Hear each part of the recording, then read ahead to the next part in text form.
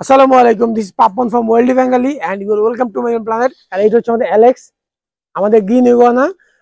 এখন একটা প্রবলেম হচ্ছে, সেটা হচ্ছে যে ওর শেডিং কিন্তু অলমোস্ট কমপ্লিট, বাট আমি একটা ছোট্ট একটা ভুল করছি। ওকে আনছি আমরা অলমোস্ট এক সপ্তাহ হবে, এক সপ্তাহ মধ্যে একদিন ওকে গোসল করে নাই। বাট আমি যতটুকু জানতে পারলাম যে ওদেরকে সপ্তাহে 2-1 বার গোসল করানো যায়। ইভেন শেডিং এর টাইমে গোসল করানো ইম্পর্টেন্ট ওদেরকে। ওর শেডিং অলমোস্ট শেষের দিকে, তো আজকে ওর গোসলের জন্য কিছু ব্যবস্থা করছি, সেটা দেখাই। সেটা হচ্ছে যে এখানে আমি কুসুম গরম পানি রাখছি। যদি ও নিজ ইচ্ছা যদি গোসল করে, যদি ও নিজ ইচ্ছা গোসল করে তাহলে তো ভালোই, অথবা ওকে আমার এই স্প্রেতে গোসল করাতে হবে। এখানে একদম কুসুম গরম পানি আছে, যেটা ওর জন্য হার্মফুল না। আর আমি যদি অনেক ঠান্ডা পানি দেই, যেহেতু ওটা কোল্ড ব্লাডের, সো ঠান্ডা পানিতে আরো প্রবলেম হবে ওর। আরও মাঝখানে খাওয়া দাওয়া ছেড়ে দিছিল, আমি লাস্ট ভিডিও বলছিলাম। বাট এখন কিন্তু আলহামদুলিল্লাহ ও খুব ভালো খাইতেছে। এখন তোকে আমরা ছাড়ি এখানে।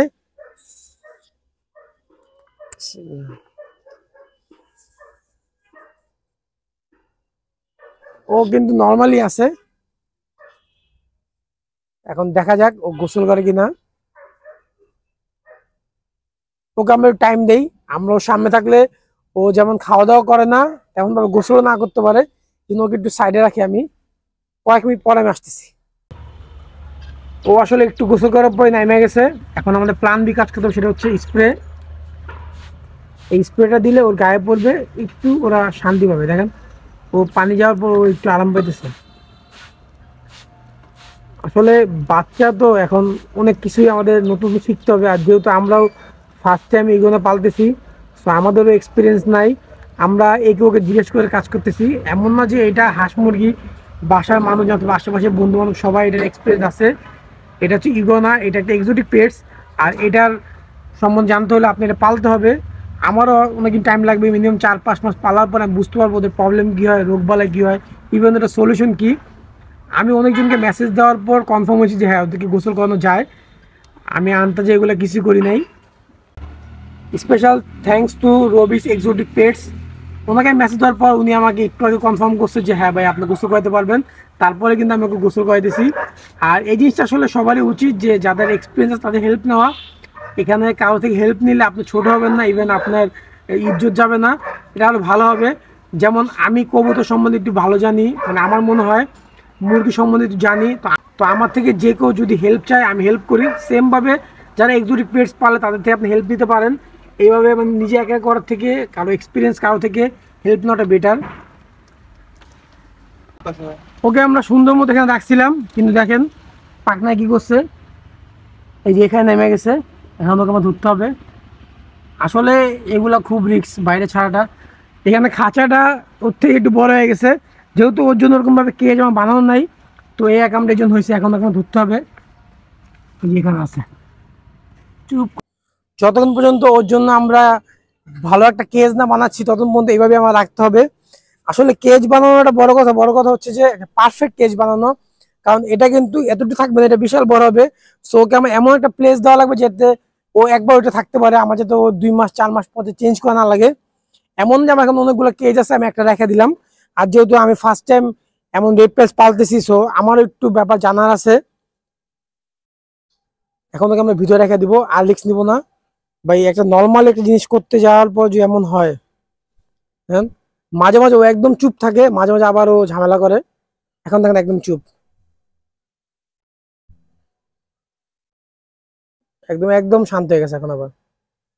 আসলে ওকে এখানে হাত দিলে, একটু এখানে টাচ করলে ও একদম পুরা মানে ফিলে চলে যায়। দেখেন কি সুন্দর ভাবে আছে। ওদের এই জায়গাটা অনেক সুন্দর, অনেক সুন্দর মাশাআল্লাহ দিলে। ওর কিন্তু এই কালারটা ছিল না আগে, এই কালারটা রিসেন্টলি আসতেছে।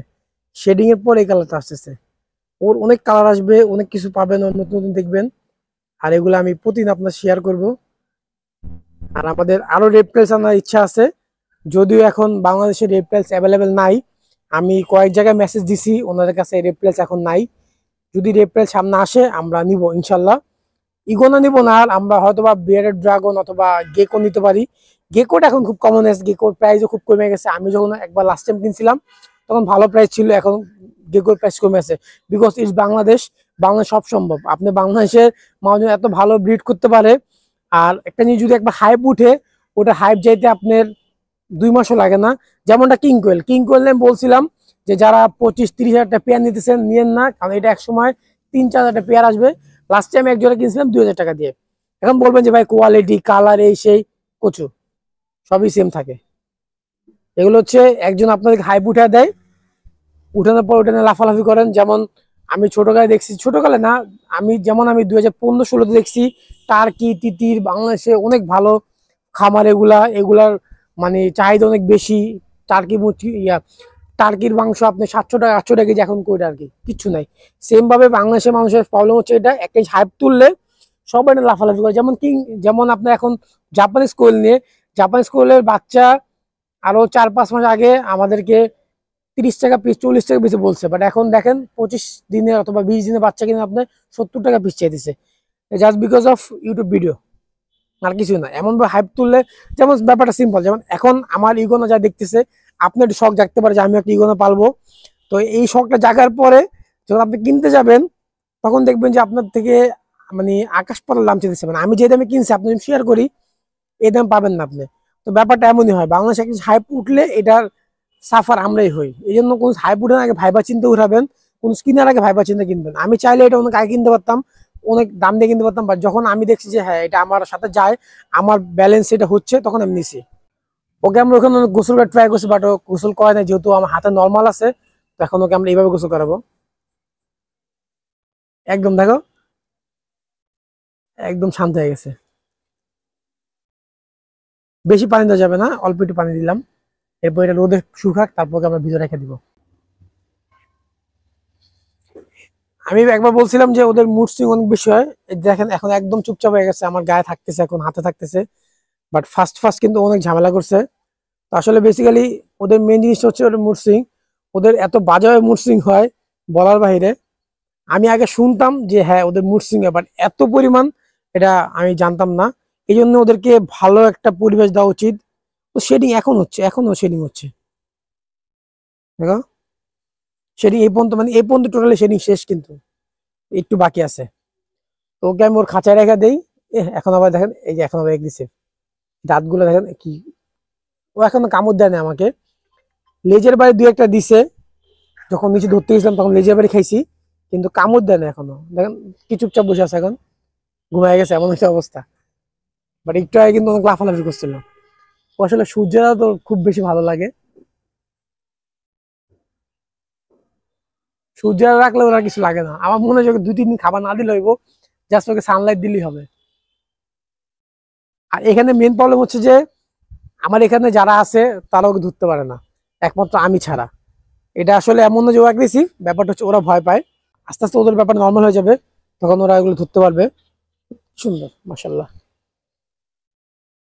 আচ্ছা ওকে আমি রেখে দিই আপাতত। আজকে ভিডিও এখানে শেষ। Thanks for watching, stay tune. আল্লাহ হাফেজ।